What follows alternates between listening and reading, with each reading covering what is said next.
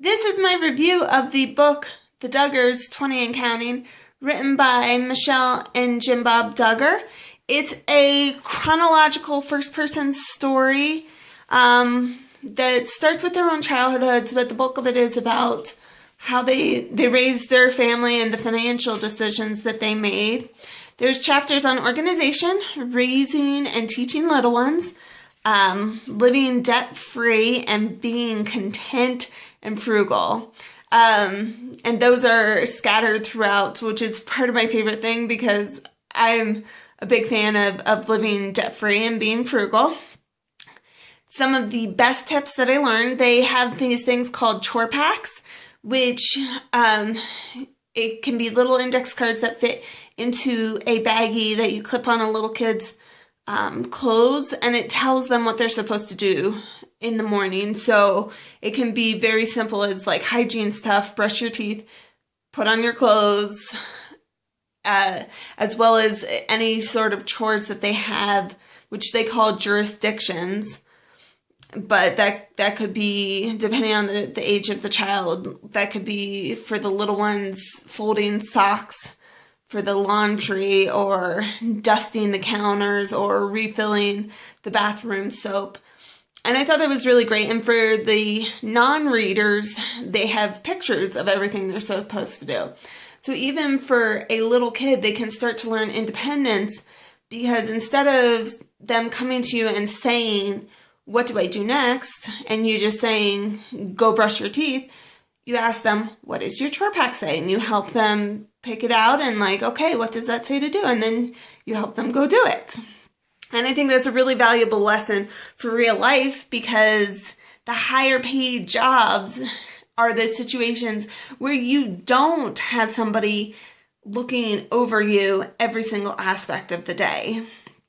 You think of when I was in high school and I worked my minimum wage type retail jobs, they were certainly the jobs that you would do your job, the task at hand, and then go to your boss, say, "Okay, what's next?" They would give you another thing, and then you say, "Okay, what's next?" Whereas my job now is pretty much completely independent. I don't have somebody breathing over me asking, "Did you get this done?"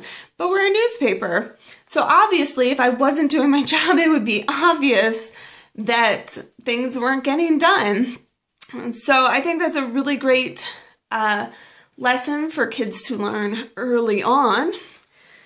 The other thing I really liked was this thing called blanket time.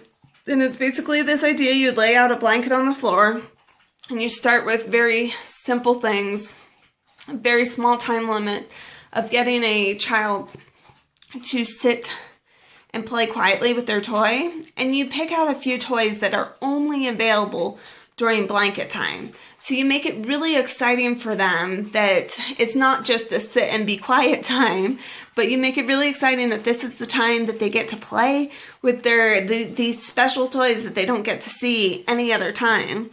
And Michelle said that she gets it to the point where she can have her little twins sitting on the blanket playing for like a half an hour just quietly by themselves, not getting up, not running around, not making a whole ton of noise. And I think that's awesome. I love the idea of teaching children to be independent when they're young and in a very supportive environment. And of course it's age appropriate, and the older they get, the more independent you expect them to be. So I would recommend this book for anyone who is fascinated by the Duggar family like me and wants to learn about the nitty-gritty of how they make it work and what day-to-day kind of looks like. I've always been fascinated by large families. I grew up with just one sister, and I worked at a portrait studio for 2 years, and the thing that I noticed is that the families that had 8 kids or larger, those were the best behaved kids. And I think once you get to having a certain number of kids, you have to have order in your house.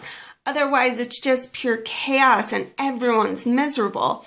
So I thought, even if I just end up having this one child or 2 or 3, I think that it's really valuable to learn these organizational rules. So if they can work for a family that's, has 19 children, they should be able to work for a family that has two. So that is my recommendation.